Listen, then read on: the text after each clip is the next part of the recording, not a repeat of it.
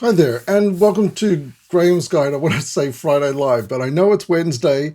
Usually in the first week, I slot another live video in responding to questions that have come in over the weekend or in the first couple of days. Things that I don't think you should wait for until Friday for to hear more about it. So let's just quickly go straight to just making sure my audio's on. Um, I'm at home doing this by myself, right? So there's no one else pressing buttons for me. I've got to press all the buttons. So I'm always double checking, making sure, because I've recorded one of these before with no audio. So it's always a fear that I'm going to record another one without any audio. Okay, so the three things I want to talk about are Outlook email, Canvas messages, and the discussion board posts. If you go to the Student Hub, we'll cover the first two there pretty much. So in the Student Hub, if you scroll down a little bit to the Getting Started section, then click on Orientation, and then scroll to the bottom of this page, you will find here a box that says your first week communicating with others. And then, of course, there's weeks 2 and 3 here you can look at in your own time. But this is the one I want to show you, communicating with others. If you click here, it will take you through these 4 areas: communicating with your peers, communicating with your ELA, communicating with your support teams, and setting up your student email. So the most important one for me here is that you can see where you can go to set up your student email. This is what Outlook email looks like once you've logged into Office 365. If you're not taken to this page, these 9 dots up here, are we on the right page? Yes, we are. These 9 dots up here will show you all the apps that are available to you. If you click on this one, Office 365, it'll on that page there's a link, I think, that allows you to download a desktop version of Office. So that would be useful if you're going to do your assignments in Word. I recommend having a copy of Word on your desktop.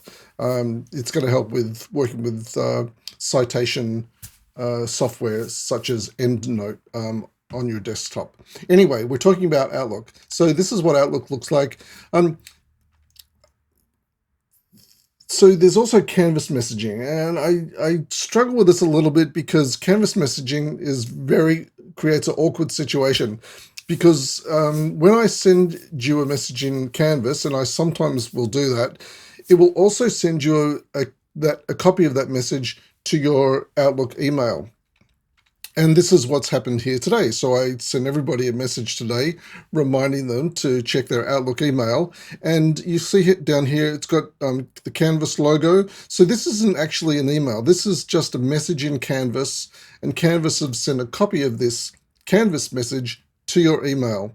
So when you respond to this from your email, that will send a copy back to my Canvas, which is kind of annoying because I then don't know where it's coming from. I can't tell where it's coming from, and and and if you're not familiar with the way the system works, you won't know where this is coming from either. And it's really not super important, but it's just during this first week, I like to know that you have found your Outlook inbox because that's the formal location. That's the formal method we use at the university to communicate with students. And I've gone through a whole semester, and it's got to the very end of the semester, and a student has never checked their Outlook email. There are hundreds of messages there. Um, I I've been trying to contact them to let them know that there may have been something wrong with their assignment that they've submitted, and they haven't received any of these messages. Actually, when it comes to contacting you about your assignment, if you've made an error with your assignment, I will send a message to um, your Outlook email account, but I'll send a message to Canvas Messenger as well, asking you to go and look for that email in your Outlook email account. So I've got you covered. If I need to contact you about an assignment, I will send you a message to both Canvas and your Outlook inbox. So don't be concerned.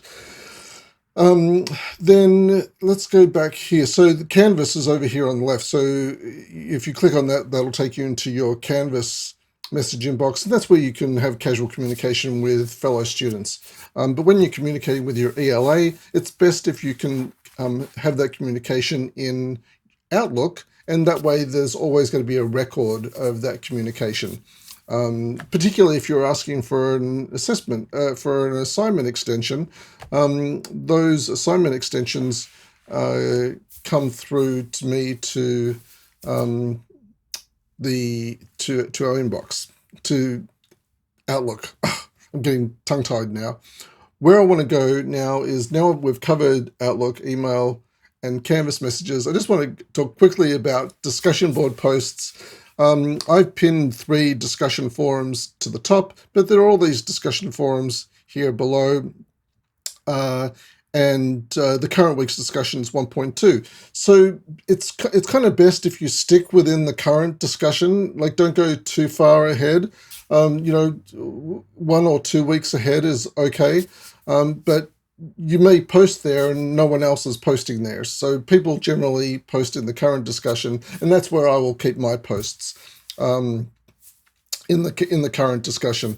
If you're posting in the assignment discussions, then you can be rest assured that I will respond. In fact, wherever your posts are, if they require a response, then I will respond to them. So in fact, if you're emailing me questions, ELAs aren't actually allowed to respond. We're not permitted to respond to content questions in email. That's considered private tuition. So if you have any questions about the learning materials, they should be posted here in the discussions. If you've got a private matter that you need to discuss, your health or some other private matter, then of course send that to me in an email. But if you've got questions about the assignments or about the content of this unit, then they should be asked in the assignment discussions or in the weekly discussions. Or if you're not sure where to ask here in the general Q&A. In the general Q&A, I provided you with some frequently requested links. I'm already getting questions about referencing. So this is where you can find more about referencing. And if you've got questions about how to format your writing, then there's information here about that. So while I'm here, I'll just mention quickly that I've updated the Collaborate forum with all of the dates for where we have our live video Collaborate session. The first one is next week, and it's actually on referencing. So next Thursday night, if you come to this discussion forum, I'll have put here a direct link. So you only have to come here, click on the direct link, and that will take you into the video conference. And it will be on referencing. The next session is on assignment 2. Then in week 6, we look at assignment 3. And then there's another one in week 10 on using theory to support your writing. That's probably more than I wanted to talk about. Oh, no, just quickly, I did want to show you how to start a discussion here. So this, where it says here, write a reply, that's where you can start a new discussion about this topic. So if you wanted to ask a general question here, you would click on write a reply, and that's where you would start ask your question or start a discussion. If someone else has posted, like I've already posted here, if there's something here that you want to respond to, then click here on this reply within this post, and you can reply to what has already been posted. If you're starting a new discussion, like for example, in our discussions, let me go, like our weekly discussions, let me go to one that hasn't had any posts, week 2. So if you're going to week 2 and you want to, I've already put a post here at the top of the page.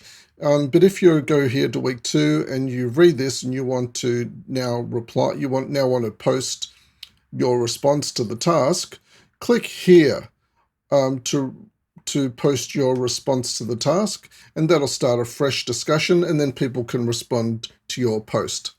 As I said, if someone has posted already and you would like to say something about their post, then click here on reply and you can add to their conversation. Alrighty, I think that's probably more than enough, just over the 10-minute mark. And that's all from me. Bye for now.